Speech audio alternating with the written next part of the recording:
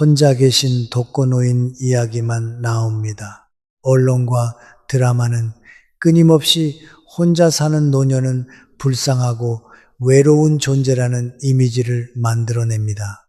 마치 혼자 산다는 것 자체가 인생의 실패인 것처럼 말입니다. 하지만 진실은 정반대입니다. 실제로 자식 가족과 함께 살면서도 더 외로운 어르신들이 훨씬 많습니다. 아침에 일어나면 며느리의 눈치를 봐야 하고, 손주들이 시끄럽다고 말 한마디 못하고, 저녁 식사 후에는 자기 방으로 들어가 문을 닫는 것이 하루 중 가장 편한 시간이라면 그게 무슨 의미가 있습니까? 같은 집에 살면서도 대화는 없고 내 존재가 짐처럼 느껴지고 내가 뭔가 하려고 하면 건강 걱정이라며 간섭받습니다. 이게 정말 우리가 원했던 노후입니까? 중요한 진실을 말씀드리겠습니다. 혼자 있다는 것과 외롭다는 것은 완전히 다른 개념입니다. 혼자 있다는 건 물리적인 상태일 뿐입니다. 그저 어떤 공간에 나 혼자 있다는 뜻이죠. 반면 외로움은 심리적인 상태입니다. 마음이 공허하고 쓸쓸한 감정을 말합니다. 놀랍게도 사람들 틈에 있어도 외로울 수 있고 혼자 있어도 전혀 외롭지 않을 수 있습니다. 행복은 숫자에 있는 것이 아니라 질에 있습니다. 얼마나 많은 사람과 함께 사느냐가 아니라 얼마나 진심으로 나를 대하느냐가 중요합니다. 오늘 여러분께 들려드릴 이야기는 단순히 혼자 사는 방법이 아닙니다. 인생의 후반전을 가장 지혜롭게, 가장 당당하게, 그리고 가장 행복하게 살아가는 비밀에 관한 것입니다. 지금부터 여러분이 평생 믿어왔던 편견 하나를 완전히 깨뜨릴 이야기를 시작하겠습니다. 만약 오늘 제 이야기가 여러분께 유익하다고 생각하신다면 댓글에 네라고 적어주세요. 유익하지 않다면 노라고 적어주시면 제가 더 발전하는 계기로 삼겠습니다. 이 영상이 도움이 되신다면 구독과 좋아요 부탁드립니다. 끝까지 시청하시면 인생이 바뀌는 깨달음을 얻으실 겁니다. 이제 실제 이야기를 들려드리겠습니다. 이 이야기는 제가 직접 만난 한 분의 삶에서 나온 진짜 이야기입니다. 그분의 이름은 박영자입니다. 올해 80이신 박영자님은 75살까지 아들 가족과 함께 살았습니다. 겉으로 보기엔 행복한 가정이었습니다. 3대가 함께 사는 화목한 집안이라고 모두들 부러워했습니다. 하지만 그분의 실제 생활은 전쟁터였습니다. 매일 아침 7시에 일어나야 했습니다. 손주들 등교 준비를 도와야 했기 때문입니다. 일찍 일어나는 게 힘들었지만 내색할 수 없었습니다. 며느리가 출근 준비로 바쁜데 내가 늦잠을 자면 안 되니까요. 아침 식사 후에는 설거지를 했습니다. 설거지 방법이 마음에 안 든다는 며느리의 잔소리를 들으면서도 참았습니다. 낮에는 손주들이 학교에 가고 며느리가 출근하면 그제야 혼자만의 시간이 생겼습니다. 하지만 그 시간도 편하지 않았습니다. 텔레비전을 보고 싶어도 전기세가 아깝다는 생각에 소리를 작게 들었습니다. 친구에게 전화하고 싶어도 통화료 걱정에 짧게 끊었습니다. 저녁이 되면 가족들이 돌아왔습니다. 손주들은 시끄럽게 뛰어다니고 텔레비전을 크게 틀었습니다. 좋아하는 트로트 프로그램을 보고 싶어도 손주들이 보는 만화를 함께 봐야 했습니다. 저녁 식사 시간은 더 힘들었습니다. 입맛에 맞게 간을 좀 세게 해달라고 하면 며느리는 건강에 안 좋다며 거절했습니다. 가끔 라면이 먹고 싶다고 하면 나트륨 과다 섭취라며 안 된다고 했습니다. 의견은 존중받지 못했습니다. 밤이 되어 자기 방으로 들어가 문을 닫는 순간이 하루 중 가장 편한 시간이었습니다. 이런 생활이 10년 넘게 계속되었습니다. 점점 작아졌습니다. 내 의견을 말하는 것도 내가 원하는 걸 하는 것도 모두 포기했습니다. 그저 자식들에게 짐이 되지 않으려고 조용히 살았습니다. 그런데 75살이 되던 해 큰 변화가 찾아왔습니다. 친한 친구 한 분이 혼자 살기 시작했다는 소식을 들었습니다. 그 친구를 만나러 갔을 때 깜짝 놀랐습니다. 친구는 너무나 밝고 건강해 보였습니다. 작은 원룸이었지만 친구만의 공간으로 꾸며져 있었습니다. 좋아하는 꽃들이 창가에 놓여 있었고 벽에는 친구가 직접 그린 그림들이 걸려 있었습니다. 친구는 말했습니다. 영자야, 나 이렇게 사는 게 너무 좋아. 아침에 늦잠 자고 싶으면 자고, 라면 먹고 싶으면 먹고, 텔레비전도 내 마음대로 봐. 누구 눈치 안 보니까 이렇게 편할 수가 없어. 그 말을 듣는 순간 가슴이 뛰기 시작했습니다. 나도 저렇게 살 수 있을까 하지만 두려움도 컸습니다. 혼자 살면 외롭지 않을까, 아프면 어떡하지, 자식들이 뭐라고 할까 고민 끝에 용기를 냈습니다. 아들에게 혼자 살고 싶다고 말했습니다. 예상대로 아들과 며느리는 반대했습니다. 어머니, 나이에 무슨 혼자 사는 거예요? 아프시면 어떡하려고 그러세요? 우리가 모시고 살게요. 하지만 단호했습니다. 평생 남 눈치 보며 살았는데 이제는 내 마음대로 살고 싶다고 했습니다. 결국 집 근처에 작은 아파트를 얻어 이사했습니다. 첫날 밤 혼자 놓인 침대에서 복잡한 감정을 느꼈습니다. 두렵기도 했지만 동시에 해방감도 느꼈습니다. 그리고 시간이 지나면서 삶은 완전히 달라졌습니다. 매일 아침 자기가 원하는 시간에 일어났습니다. 느긋하게 커피를 마시며 창밖을 바라보는 시간이 생겼습니다. 점심은 먹고 싶은 걸 먹었습니다. 라면도 끓여 먹고 김치찌개도 해 먹고 가끔은 배달 음식도 시켜 먹었습니다. 오후에는 동네 도서관에 가서 책을 읽었습니다. 평생 바쁘게 살아서 책 읽을 시간이 없었는데 이제는 마음껏 읽을 수 있었습니다. 수요일마다 복지관에서 하는 서예 수업에 다니기 시작했습니다. 거기서 비슷한 또래의 친구들을 만났습니다. 모두 혼자 사는 분들이었고 서로의 이야기를 나누며 위로받았습니다. 공원 산책도 매일 했습니다. 산책하다 만난 이웃들과 인사를 나누고 가벼운 대화를 나눴습니다. 말씀하셨습니다. 이제 저는 저를 위해 살고 있어요. 이게 이렇게 행복한 줄 몰랐습니다.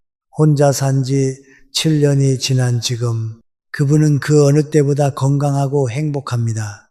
박영자님의 이야기에서 우리는 중요한 교훈을 배울 수 있습니다.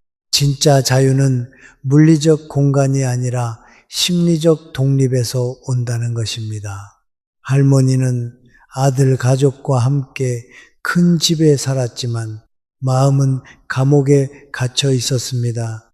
하지만 작은 원룸으로 이사한 후 비로소 진정한 자유를 느꼈습니다. 이것은 공간의 크기 문제가 아닙니다. 누구의 허락도 필요 없이 내 마음대로 살 수 있다는 심리적 해방감이 핵심입니다. 노년 심리학에서는 이를 자기 결정권이라고 부릅니다.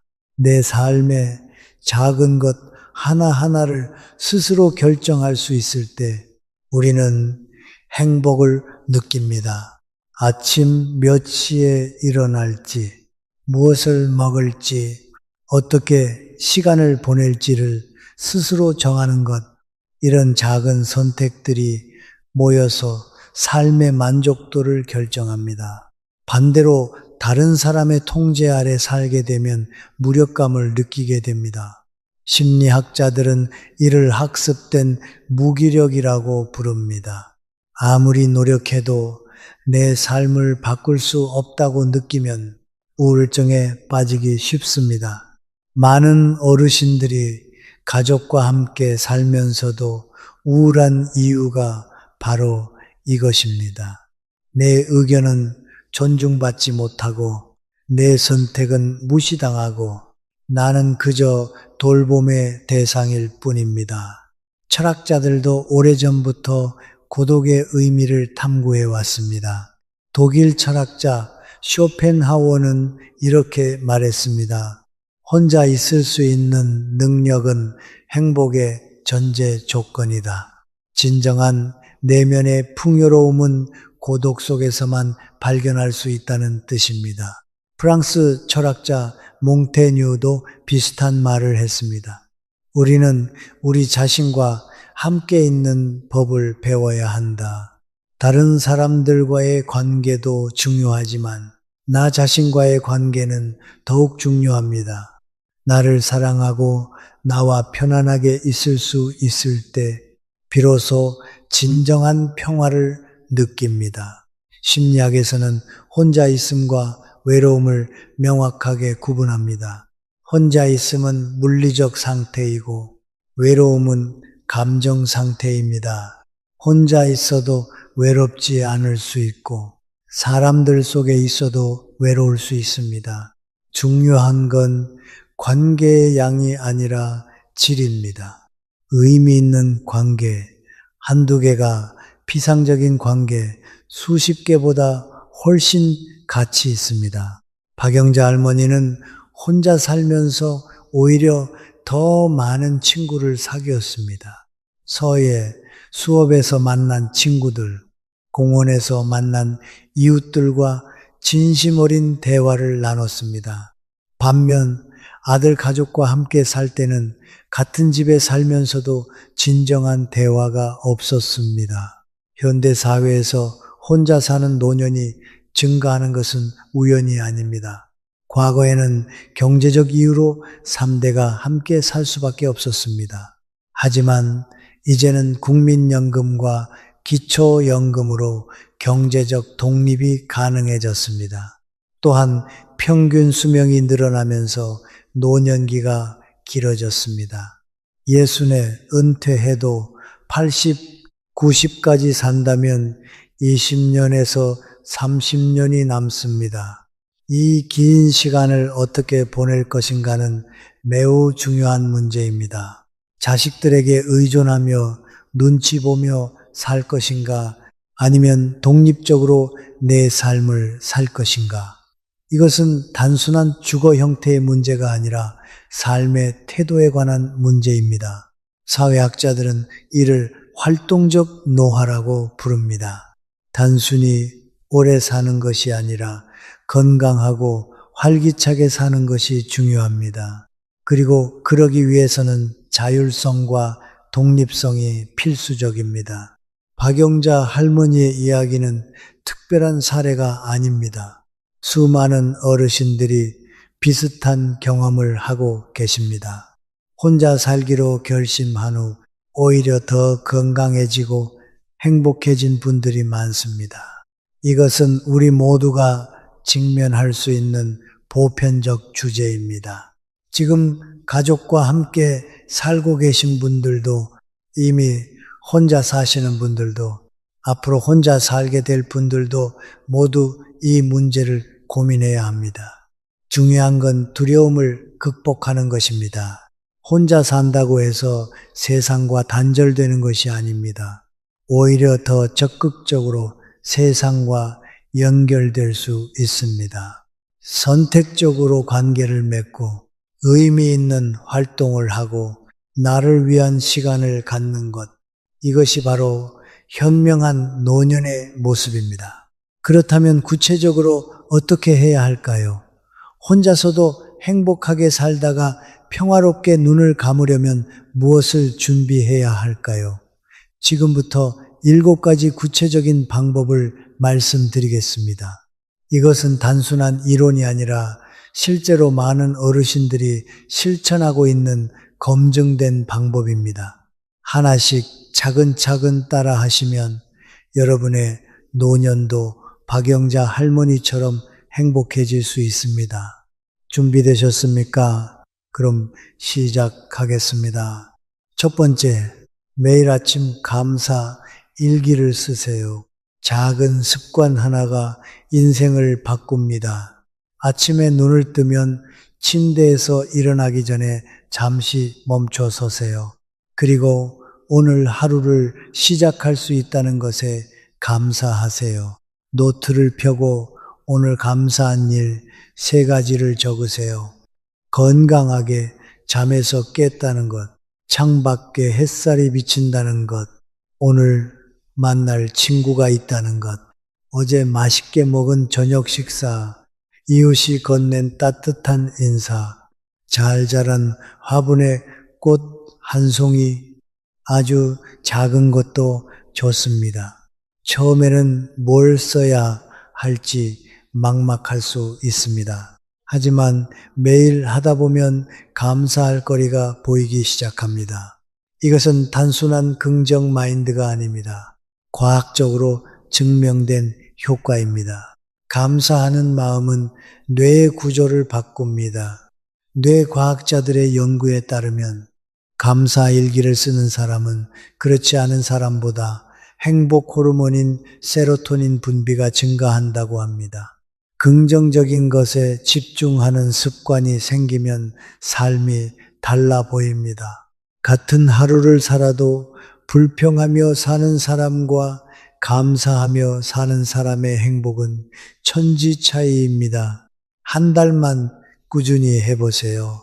여러분의 마음이 얼마나 달라지는지 직접 느끼실 겁니다.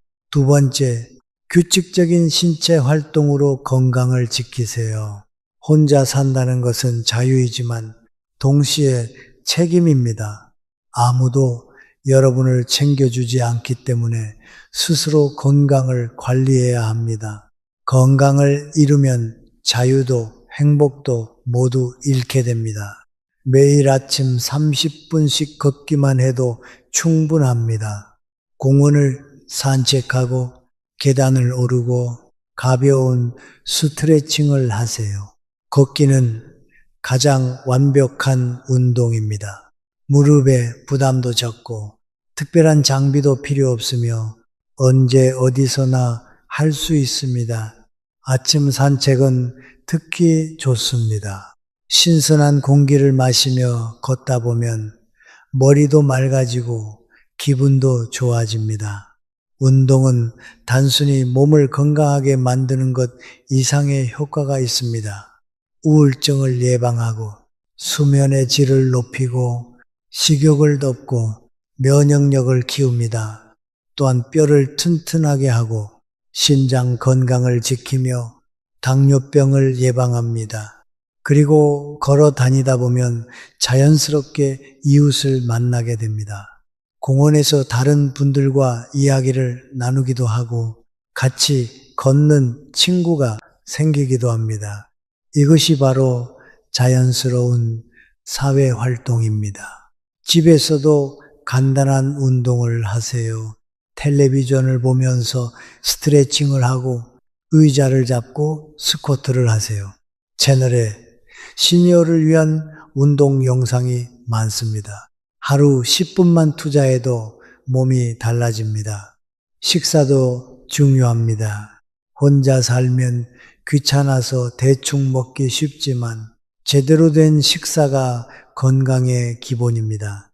단백질, 채소, 과일을 골고루 드세요. 고기, 생선, 달걀, 두부로 단백질을 챙기고 제철 채소와 과일로 비타민을 보충하세요. 일주일에 2-3번은 직접 요리해 보세요. 국 한 냄비 끓여 놓으면 며칠 먹을 수 있고 밑반찬 몇 가지 만들어 두면 한 주가 편합니다. 요리하는 과정 자체가 두뇌 활동이고 정성스럽게 차린 밥상은 삶의 질을 높여줍니다. 물도 충분히 마시세요. 하루 6잔에서 8잔 정도가 적당합니다. 나이가 들면 갈증을 덜 느끼지만 몸은 여전히 수분이 필요합니다. 세 번째, 선택적으로 관계를 맺으세요. 이제는 에너지를 주는 사람들과만 시간을 보내는 지혜가 필요합니다. 젊었을 때는 억지로라도 관계를 유지해야 했습니다. 직장, 동료, 학부모 모임, 친척 모임 등 원하지 않아도 참석해야 했죠. 하지만 이제는 다릅니다. 만나면 기분 좋고 마음이 편안한 사람들과만 만나세요. 진심으로 나를 걱정해주고 내 이야기를 들어주는 사람들 말입니다. 반대로 만나고 나면 피곤하거나 기분이 나빠지는 사람은 과감히 거리를 두세요. 남은 인생 만나서 기분 나쁜 사람과 시간을 낭비할 이유가 없습니다. 자랑만 늘어놓는 사람, 부정적인 말만 하는 사람, 나를 무시하는 사람, 이런 사람들과는 거리를 두는 게 정신 건강에 좋습니다. 평생 알고 지낸 친구들과의 우정은 보물입니다. 오랜 친구는 새로 사귀기 어렵습니다. 젊었을 때 함께 웃고 울었던 친구, 서로의 인생을 알고 있는 친구는 무엇과도 바꿀 수 없는 소중한 존재입니다. 정기적으로 만나 차 한잔하고 가벼운 산책을 하고 옛날 이야기를 나누세요. 이런 만남이 주는 위로와 힐링은 가족도 줄 수 없는 것입니다. 동시에 새로운 관계도 만들 수 있습니다. 동네 복지관, 종교시설, 취미 모임에서 새로운 친구를 사귈 수 있습니다. 나이가 들어서도 새 친구를 만들 수 있습니다. 비슷한 처지의 사람들을 만나면 금방 친해집니다. 같이 운동하고, 같이 배우고, 같이 여행 가는 친구가 생깁니다. 심리학자 에릭 에릭슨은 노년기의 중요한 과제가 사회적 연결을 유지하는 것이라고 했습니다. 고립은 우울증과 치매의 위험을 높이지만 의미 있는 관계는 정신 건강을 지켜줍니다. 자원봉사도 좋은 선택입니다.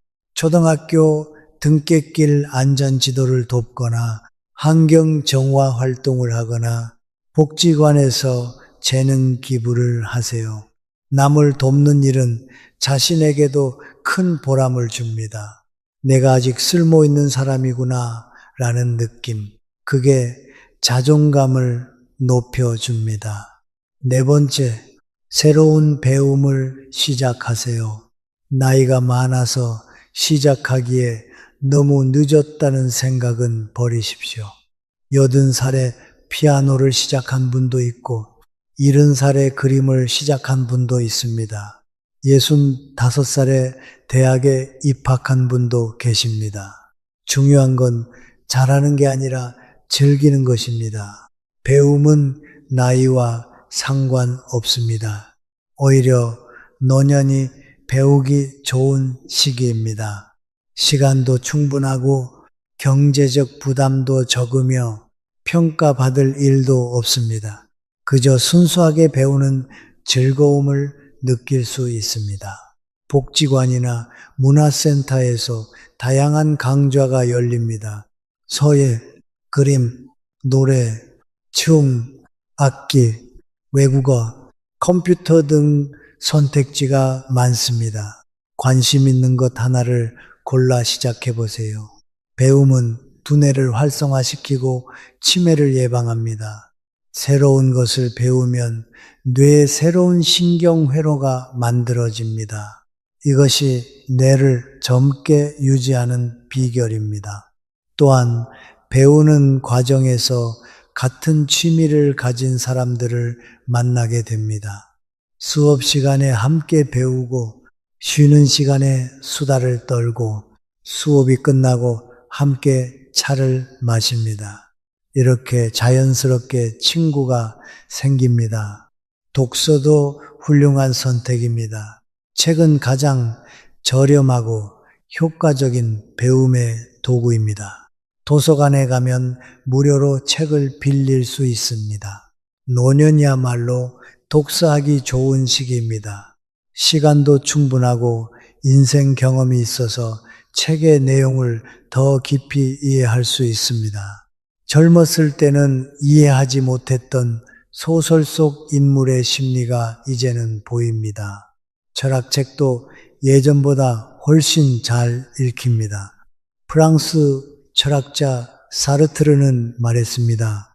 배움은 평생의 과정이며 죽는 순간까지 계속되어야 한다. 배움을 멈추는 순간 우리는 늙는 것이 아니라 죽는 것입니다. 매일 조금씩이라도 새로운 것을 배우세요. 그것이 젊음을 유지하는 비결입니다. 5번째, 경제적 독립을 유지하세요. 돈 관리는 매우 현실적이면서도 중요한 문제입니다. 혼자 살면 경제적 계획이 더 중요해집니다. 수입과 지출을 정확히 파악해야 합니다. 매달 예산을 세우고 지출을 관리하세요. 생활비 80%, 비상금 10%, 즐거움, 자금 10%로 나누면 좋습니다. 생활비는 식비, 주거비, 공과금, 통신비 등 필수 지출입니다. 비상금은 갑작스러운 병원비나 수리비를 위한 것입니다. 즐거움, 자금은 외식, 여행, 취미 활동을 위한 돈입니다. 이렇게 나눠서 관리하면 계획적으로 돈을 쓸 수 있습니다. 건강을 위한 지출은 아끼지 마세요. 좋은 음식, 필요한 의료비, 적절한 운동시설에 쓰는 돈은 투자입니다. 건강을 잃으면 나중에 훨씬 더 많은 돈이 듭니다. 정기 건강검진도 꼭 받으세요. 조기에 발견하면 치료비도 적게 들고 완치 가능성도 높습니다. 반면 체면 유지나 불필요한 소비는 줄이세요. 남에게 잘 보이려고 비싼 옷을 사거나 과도한 선물을 할 필요 없습니다. 자식들에게 무리하게 용돈을 줄 필요도 없습니다. 자식들은 이미 다 컸고 스스로 살아갈 수 있습니다. 경제적 독립은 단순히 돈의 문제가 아니라 자존감의 문제입니다. 자식에게 손 벌릴 필요 없이 스스로 생활할 수 있다는 것, 이것이 당당함을 만들어냅니다. 내 돈으로 내가 먹고 싶은 것 사 먹고 가고 싶은 곳 가는 자유, 이것이 진짜 독립입니다. 사기도 조심해야 합니다. 요즘 노년층을 대상으로 한 금융사기가 많습니다. 투자하면 큰 돈 벌게 해준다는 말, 원금은 100% 보장된다는 말은 모두 의심하세요. 잘 모르는 것에는 절대 투자하지 마세요. 자식이나 믿을 만한 사람과 상의한 후에 결정하세요. 6번째, 집안을 깔끔하게 정리하세요. 환경이 마음을 만듭니다. 깨끗한 공간에서 지낼 때 마음도 맑아집니다. 어질러진 집에서는 마음도 어지러워집니다. 매일 조금씩 정리하는 습관을 들이세요. 아침에 일어나면 이불을 개고 설거지를 하고 쓰레기를 버리세요. 이런 작은 일상이 하루를 정돈된 기분으로 시작하게 해줍니다. 한 달에 한 번은 대청소를 하세요. 구석구석 먼지를 털고 창문을 닦고 화장실을 깨끗이 청소하세요. 깨끗한 집에서 사는 것은 자신을 소중히 여기는 행위입니다. 필요 없는 물건은 과감히 버리세요. 오래 쓰지 않은 옷, 깨진 그릇, 먼지 쌓인 장식품을 정리하면 공간이 넓어지고 마음도 가벼워집니다. 물건에 집착하지 마세요. 추억은 물건이 아니라 마음 속에 있습니다. 정리하면서 물건 하나하나에 담긴 추억을 떠올리고 감사한 마음으로 보내세요. 외모도 가꾸세요. 화려하게 꾸미라는 뜻이 아닙니다. 단정하고 깔끔하게 관리하라는 뜻입니다. 한 달에 한 번 미용실에 가서 머리를 단정하게 정리하세요. 남자분들은 꼭 면도를 하세요. 옷은 비싸지 않아도 깔끔하고 잘 관리된 옷을 입으세요. 어차피 혼자 사는데 뭐 하러라는 생각은 금물입니다.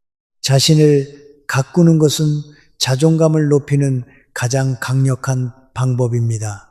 거울을 보고 나 자신에게 오늘도 멋지다고 말해주세요. 스스로를 칭찬하고 격려하는 것이 중요합니다. 7번째, 죽음을 준비하는 것도 삶의 일부입니다. 이 말이 무겁게 들릴 수 있지만 현실입니다. 누구나 언젠가는 죽습니다. 이것은 슬픈 일이 아니라 자연스러운 일입니다. 죽음을 준비하는 것은 남은 삶을 더 충실하게 살기 위한 것입니다.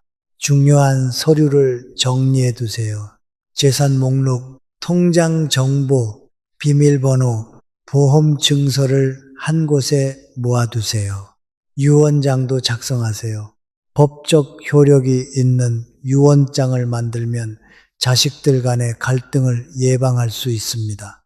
재산을 어떻게 나눌지, 장례는 어떻게 치를지 미리 정해두세요. 자식들에게 미리 이야기해두면 나중에 혼란을 줄일 수 있습니다. 부담스러워하지 말고 담담하게 이야기하세요.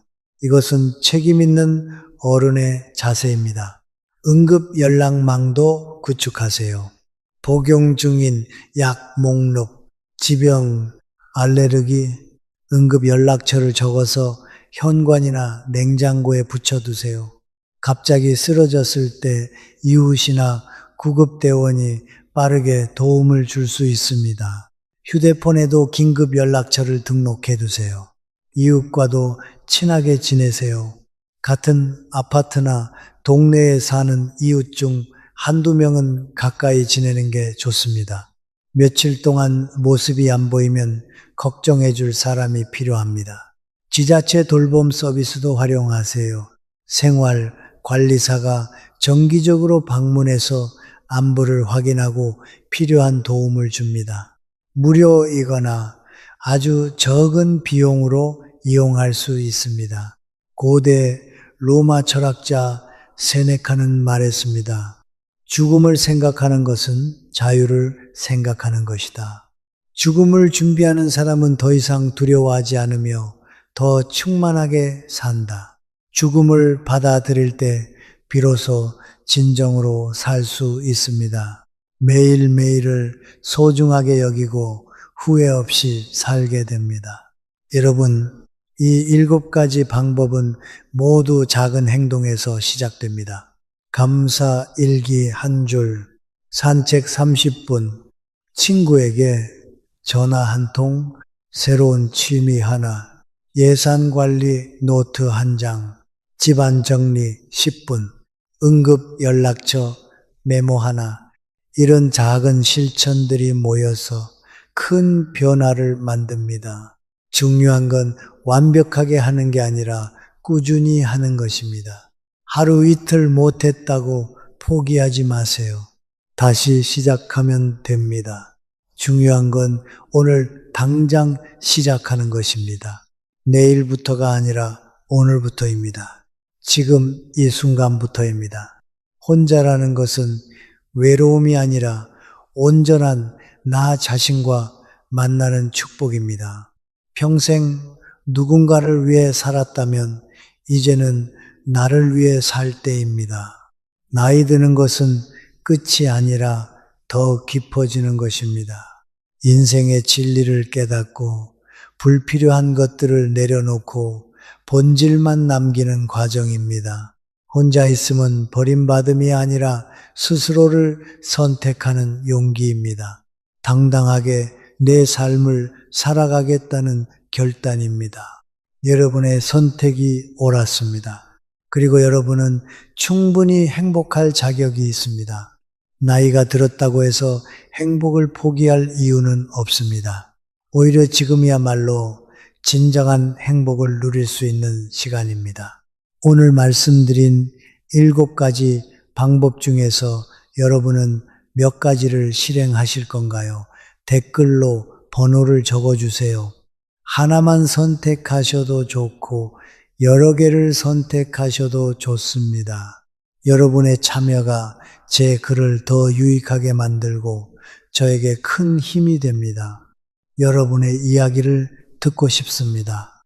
함께 행복한 노년을 만들어 갑시다. 우리는 혼자지만 외롭지 않습니다. 같은 길을 걷는 동료들이 있습니다. 여러분의 노년이 평화롭고 아름답기를 진심으로 바랍니다. 매일매일 감사하고 건강하고 행복하시길 바랍니다. 그리고 이어서 다음 주제를 공유하겠습니다. 늙어서 그냥 노는 게 좋은 이유, 행복하게 노는 방법 5가지. 깜짝 놀라실 겁니다. 지금 이 순간에도 수많은 어르신들이 은퇴 후 평균 5천만 원 이상을 날리고 있습니다. 무인 카페 창업, 프랜차이즈 가맹, 각종 동호회 회비까지 퇴직금을 받아서 3년도 안 돼서 바닥납니다. 더 충격적인 사실을 말씀드리겠습니다. 은퇴 후 바쁘게 뭔가를 하는 사람들이 오히려 빨리 죽습니다. 서울대 의대 연구팀이 10년간 추적 조사한 결과입니다. 은퇴 후 창업하거나 과도하게 활동한 그룹의 평균 수명이 여유롭게 생활한 그룹보다 평균 4년 짧았습니다. 왜 이런 일이 벌어질까요? 스트레스 때문입니다. 새로운 사업에 대한 부담, 실패에 대한 두려움, 동호회, 인간관계, 스트레스가 몸을 망칩니다.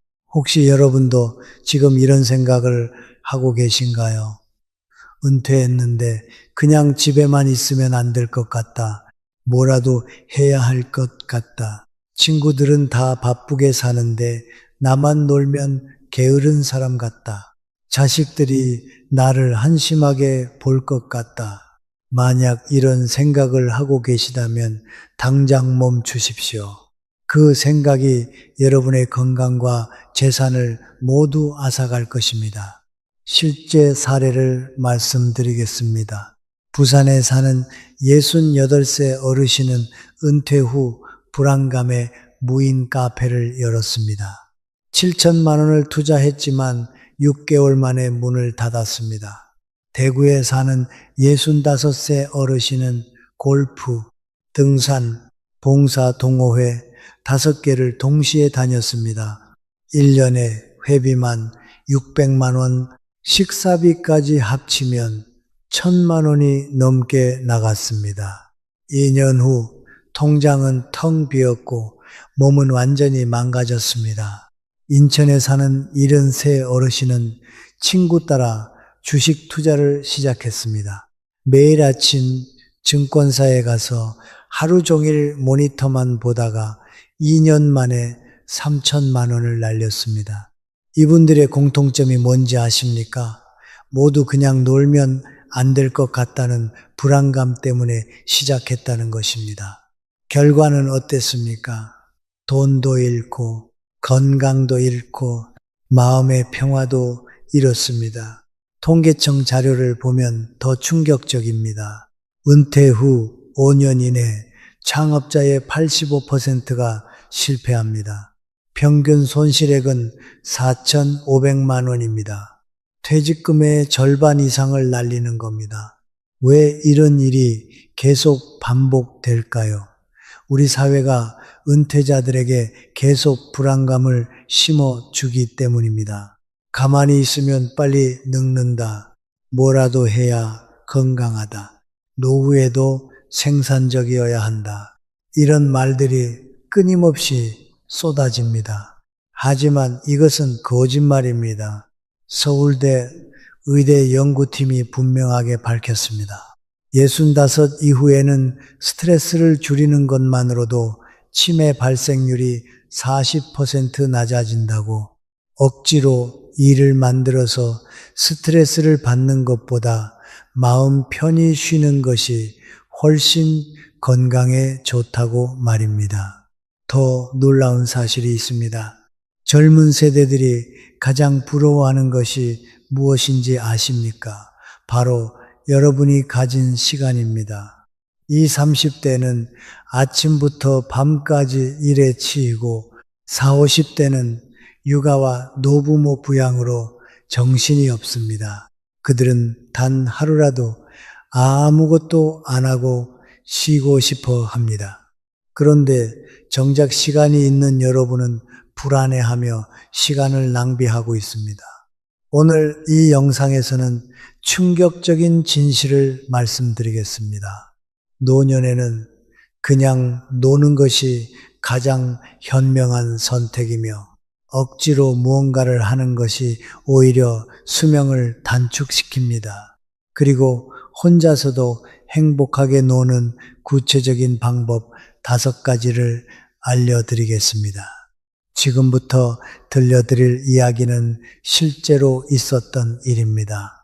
한 어르신이 은퇴 후 7천만 원을 날리고 저 사람은 저런 브랜드를 입고 나는 이 정도밖에 못 입고 저 사람은 저런 곳에 가는데 나는 돈이 부담되네.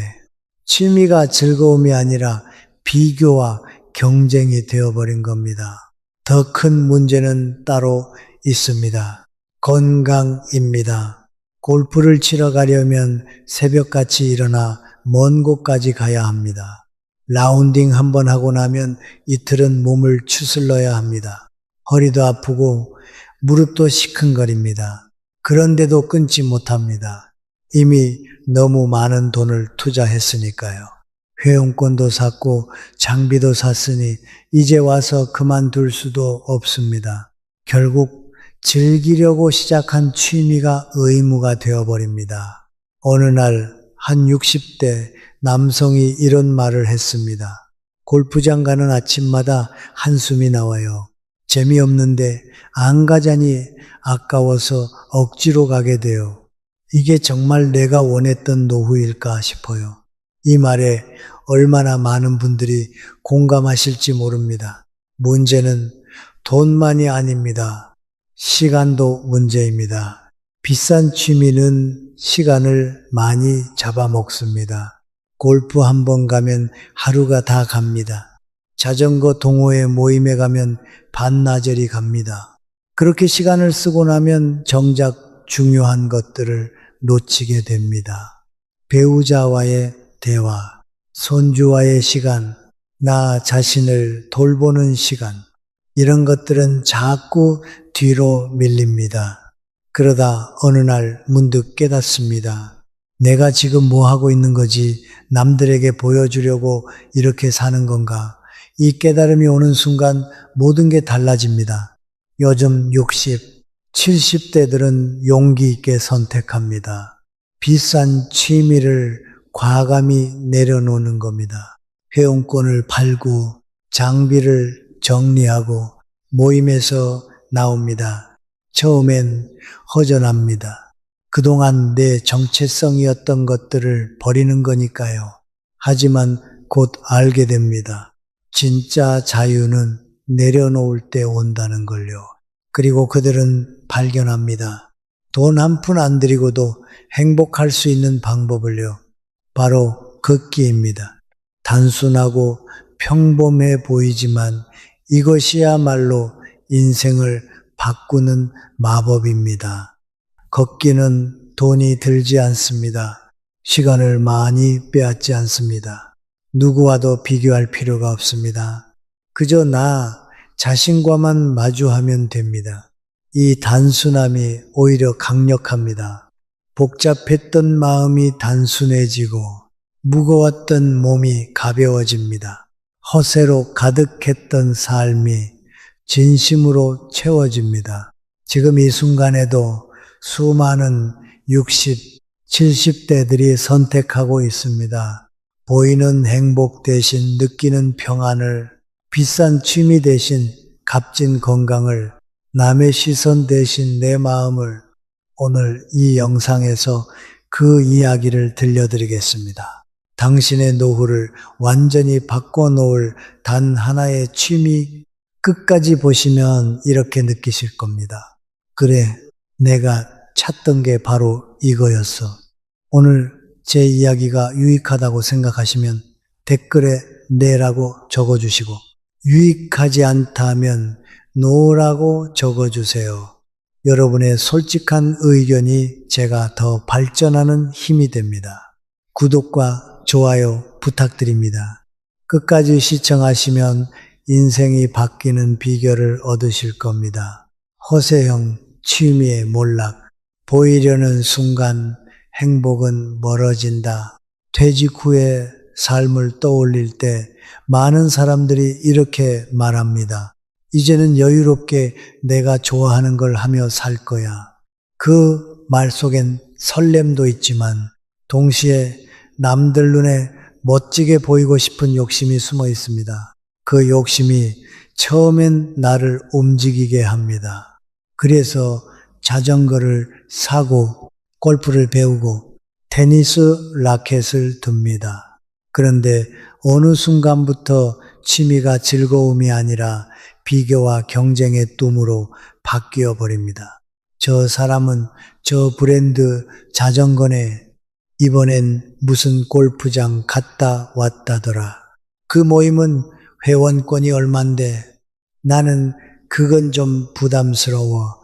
그렇게 서로를 의식하고 비교하다 보면 즐기려고 시작한 취미가 어느새 피곤한 체면 싸움이 되어버립니다. 예전엔 친구 만나면 웃고 떠들던 시간이었는데 요즘은 계산기부터 두드리게 됩니다. 이번 달 라운딩, 레슨비, 옷값까지 하면 또 100만 원이네. 물가가 오르고 수입은 줄고 자녀 결혼이나 손주 돌봄 같은 현실이 닥치면 가장 먼저 무너지는 게 이런 허세형 취미입니다. 왜냐하면 진심이 아니라 보이기 위해 만든 즐거움이었기 때문이죠. 어느 날 이런 이야기를 들었습니다. 퇴직 후 골프에 빠졌던 65, 새 김성훈 씨가 있었습니다. 이제는 마음껏 골프 치며 살겠다. 그는 그렇게 다짐하며 1,000만 원이 넘는 회원권을 샀습니다. 매주 필드에 나가고 매달 새로운 클럽을 사고 소셜미디어에 오늘의 라운딩 사진을 올렸습니다. 처음엔 주변의 부러움을 받았죠. 성훈 씨 진짜 여유 있게 사네. 은퇴하고도 저렇게 즐기다니 부럽다. 그런 말들이 그를 더욱 신나게 만들었습니다. 하지만 6달쯤 지나자 표정이 달라지기 시작했습니다. 함께 치던 친구 하나가 허리 통증으로 빠져나갔고 또 다른 친구는 비용이 부담된다며 모임을 나오지 않았습니다. 성훈 씨는 혼자서라도 골프를 계속했습니다. 하지만 점점 외로워졌습니다. 필드를 돌며 스코어를 적을 때마다 예전엔 친구들과 농담하며 웃었는데 이젠 혼자 조용히 카트를 몰았습니다. 그리고 라운딩이 끝나고 집에 돌아오면 이상한 허전함이 밀려왔습니다. 오늘도 100만 원 가까이 썼는데 뭔가 남는 게 없었습니다. 몸은 피곤한데 마음은 더 공허했습니다. 어느 날 아침 그는 골프채를 들다가 문득 멈췄습니다. 나는 지금 뭘 하고 있는 걸까? 정말 내가 좋아서 하는 걸까? 아니면 누군가에게 보여주기 위해 하는 걸까? 그날 저녁 그는 소셜미디어에 올린 자신의 사진들을 쭉 훑어봤습니다. 멋진 골프복을 입고 웃고 있는 자신의 모습, 하지만 그 웃음이 진짜 행복한 웃음이었는지 의문이 들었습니다. 성훈 씨는 골프를 그만두진 않았지만 횟수를 확 줄였습니다. 한 달에 한 번 정도만 나가기로 했죠. 그리고 남은 시간에 뭘 할까 고민하다가 우연히 아침 산책을 시작했습니다. 처음엔 그냥 심심해서 나갔습니다. 집 근처 하천길을 천천히 걸었습니다. 골프처럼 화려하지도 않고 누가 알아주지도 않는 시간이었습니다. 하지만 이상하게도 걷고 나면 마음이 편했습니다. 아무 생각 없이 그냥 한 발 한 발 내딛는 것만으로도 머릿속이 맑아졌습니다. 일주일이 지나고 한 달이 지나자 변화가 찾아왔습니다. 잠을 깊이 자게 되었고 아침에 일어날 때 몸이 가벼워졌습니다. 무엇보다 마음이 달라졌습니다. 예전엔 늘 무언가에 쫓기는 것 같았는데 이젠 여유가 생겼습니다. 성훈 씨는 깨달았습니다. 골프는 재밌었지만 그건 남에게 보여주는 재미였구나. 걷기는 화려하지 않지만 이건 나를 위한 진짜 시간이구나. 그는 이제 매일 아침 6시에 일어나 1시간씩 걷습니다. 비가 오나 눈이 오나 꾸준히 걷습니다. 그리고 그는 말합니다. 예전엔 100만 원 쓰고도 허전했는데 지금은 한 푼 안 쓰고도 행복해요. 이게 진짜 내 인생이구나 싶어요. 성훈 씨의 이야기는 특별한 게 아닙니다. 요즘 60, 70대들 사이에서 흔히 일어나는 변화입니다. 허세로 시작한 취미는 결국 나를 지치게 만들지만 진심으로 하는 취미는 나를 살게 만듭니다. 그 차이를 깨닫는 순간 인생이 바뀝니다. 걷기가 압도적인 이유, 그리고 인생을 바꾸는 루틴. 요즘 60대 사이에서 가장 많이 들리는 말이 있습니다. 나는 오늘 몇 걸음 걸었는가? 이 한 문장이 지금 세대의 새로운 자존심이 되었습니다. 예전엔 이번 주에 몇 라운드 돌았는가가 자랑이었지만 이젠 오늘 몇 걸음 걸었는가가 자랑이 되었습니다. 골프 클럽이 아니라 스마트워치의 걸음수가 삶의 품격을 말해주는 시대, 그 중심에는 걷기가 있습니다. 첫째, 걷기는 돈이 거의 들지 않습니다. 사람들은 종종 이렇게 말하죠. 운동하려면 돈이 너무 많이 들어. 하지만 걷기는 그렇지 않습니다. 단단한 신발 한 켤레면 충분합니다. 어디서든 누구와도, 아니 혼자서도 시작할 수 있죠. 한강변, 동네 하천길, 아파트 단지, 산책로 모두가 우리의 체육관입니다. 비싼 회원권도 예약도 필요 없습니다. 내가 원할 때 내 몸이 허락하는 만큼, 그게 걷기의 매력입니다. 걷는 동안에는 광고도 경쟁도 없습니다. 그저 호흡과 발자국 그리고 계절의 냄새가 있을 뿐이죠. 이 단순한 반복이 삶을 지탱하는 힘이 됩니다. 둘째, 걷기는 혼자서도 함께도 가능합니다. 나이가 들수록 함께 할 사람보다 나를 지킬 습관이 중요해집니다. 누군가는 부부가 함께 걷고 누군가는 친구와 함께 걷습니다. 하지만 진짜 멋진 건 혼자서도 꾸준히 걷는 사람입니다.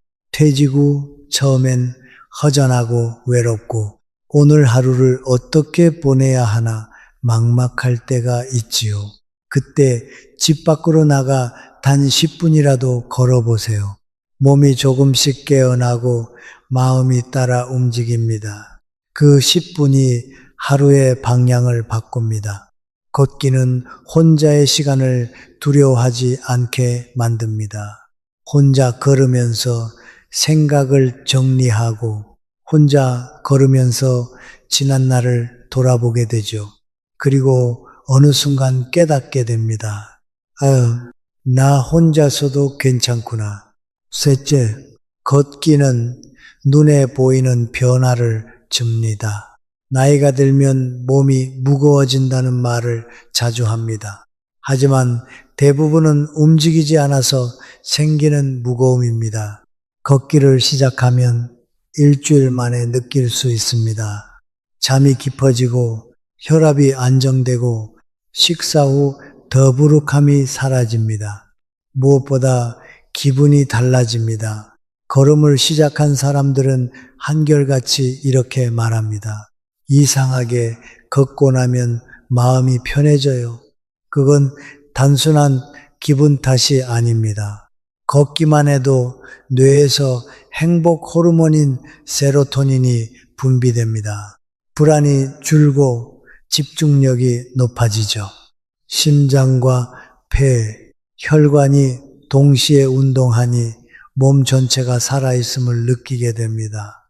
그런데 이게 단순한 건강의 문제가 아닙니다. 걷기는 인생의 방향을 바로잡는 정신의 운동입니다. 걸으며 생각을 비우면 그동안 쌓인 후회와 걱정이 하나씩 흘러나갑니다. 그래서 걷는 사람은 점점 단단해집니다. 넷째, 걷기는 허세가 아닌 회복입니다.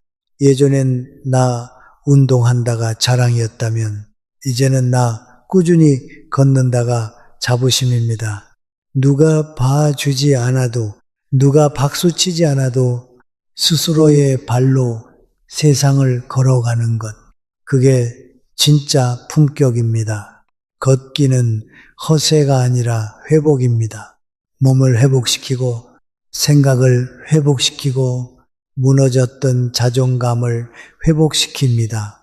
남이 보는 멋이 아니라 내가 느끼는 편안함이 남는 운동이죠. 골프는 돈으로, 걷기는 땀으로. 어느 날 한 60대 러너가 이런 말을 했습니다. 예전엔 내가 치는 클럽이 내 레벨이었지만 지금은 내가 걸은 걸음수가 내 자존심이에요. 그 한마디에 모든 게 담겨 있습니다. 예전의 허세는 돈으로 사는 자존심이었지만 지금의 꾸준함은 땀으로 쌓는 자존심입니다. 꾸준히 걸으면 신기하게도 사람 관계까지 바뀝니다. 같은 길을 걷는 사람들과 인사를 나누고 서로의 안부를 묻습니다. 오늘도 걸으셨어요. 이 짧은 말이 마음을 따뜻하게 만듭니다. 그 안에는 직급도 재산도 체면도 없습니다. 오직 살아있음 하나로 이어지는 유대감이 있죠. 그게 바로 요즘 60대들의 새로운 인간관계 방식입니다. 걷기, 루틴 만들기, 4주 실천표, 1주차, 20분 평지 걷기, 내 호흡에 맞춰 천천히 오늘 하루를 잘 보냈다는 마음으로 마무리. 2주차 10분 늘리고 가벼운 언덕길 도전. 몸이 조금 힘들더라도 포기하지 말기. 여기까지 온 나 자신 대단하다. 3주차 빠른 걸음 3분, 느린 걸음 2분, 리세트 심박수를 올려주면 체지방이 줄고 활력이 생깁니다. 4주차 하루 40분, 마지막 5분은 감사 일기 쓰기. 오늘도 걷게 해준 다리에게, 숨쉬게 해준 배에게, 살아있게 해준 삶에게 감사. 루틴을 4주만 지켜보세요. 몸이 달라지고 표정이 달라지고 무엇보다 마음의 소음이 잠잠해집니다. 걷기, 그것은 인생을 다시 써 내려가는 시간. 걸음은 인생과 닮았습니다. 빠를 때도 있고 느릴 때도 있고 잠시 멈추고 싶을 때도 있죠. 하지만 중요한 건 방향입니다. 한 걸음이라도 오늘보다 내일 더 나은 쪽으로 나아가는 것. 그게 바로 걷기의 의미이자 인생의 태도입니다. 퇴직 이후의 삶은 긴 여행과도 같습니다. 그리고 그 여행의 첫걸음은 멀리 떠나는 게 아니라 집 앞을 걷는 것에서 시작됩니다. 꾸준한 루틴이 만든 두 번째 인생의 변화. 사람은 누구나 두 번의 인생을 산다고 합니다. 한 번은 타인의 기대 속에서, 그리고 또 한 번은 자기 자신으로 살아가는 인생입니다. 젊을 때 우리는 늘 누군가의 기준에 맞추어 살아왔습니다. 회사에서의 역할, 가족 안의 책임, 사회의 시선, 그 틀 안에서 열심히 달려오느라 정작 나라는 존재를 돌볼 시간은 거의 없었지요. 그런데 인생 후반부에 들어서면 비로소 이런 질문이 찾아옵니다. 이제 나는 나답게 살고 있는가? 많은 분들이 걷기를 통해 그 답을 찾습니다. 걷기는 단순히 다리를 움직이는 일이 아니라 마음을 정리하는 시간이기 때문입니다. 첫 번째 변화, 마음이 단단해집니다. 꾸준히 걷는 사람들의 공통점이 있습니다. 표정이 다릅니다. 불안이 줄고 눈빛이 잔잔해집니다. 예전에는 작은 일에도 화가 나고 사람의 말 한마디에 상처받곤 했지만 이제는 그저 미소로 넘깁니다. 왜일까요? 걷는 동안 수많은 생각들이 발자국과 함께 흩어지기 때문입니다. 괜히 서운했네. 내가 너무 조급했구나. 그래도 아직 괜찮아. 이런 생각이 자연스럽게 떠오릅니다. 걷기 명상이라는 말이 있죠. 숨을 들이마시고 내쉬는 그 리듬 안에서 마음의 먼지가 하나씩 가라앉습니다. 이 과정을 반복하다 보면 마음이 단단해지고 감정이 맑아집니다. 예전엔 돈이 행복의 기준이었다면 이제는 평안이 행복의 기준이 됩니다. 그게 진짜 어른의 품격입니다. 심리학자들은 말합니다. 규칙적인 걷기는 우울증을 완화하고 불안을 줄이는데 약물만큼이나 효과적이라고요. 하루 30분만 걸어도 뇌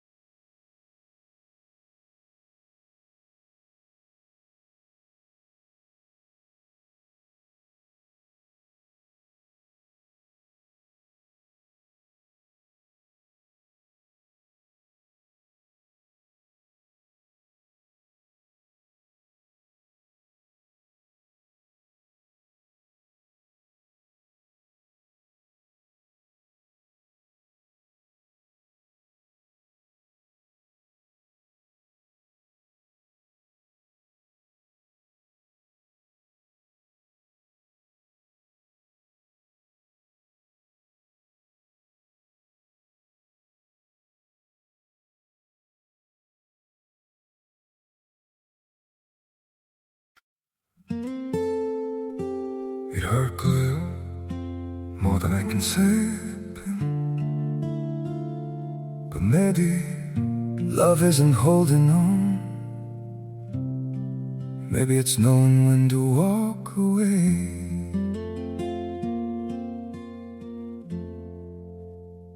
We try to hold what we're slipping through, like sand running from our hands. Every promise started losing shape. We couldn't be what we once planned. Your eyes would look right through mine, like you were already gone. We stayed too long in a fading light, trying to prove we still. It hurt good, more than I can say. But maybe love isn't holding on. Maybe it's knowing when to walk away.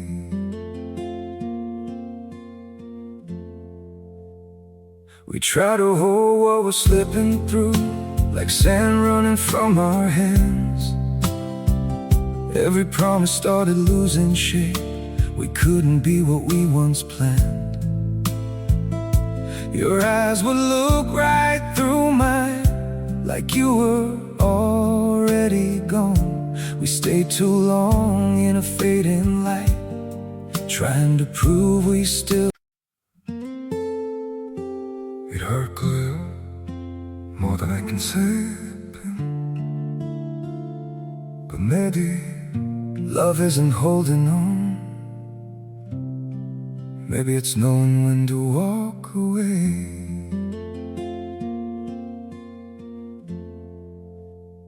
We try to hold what we're slipping through, like sand.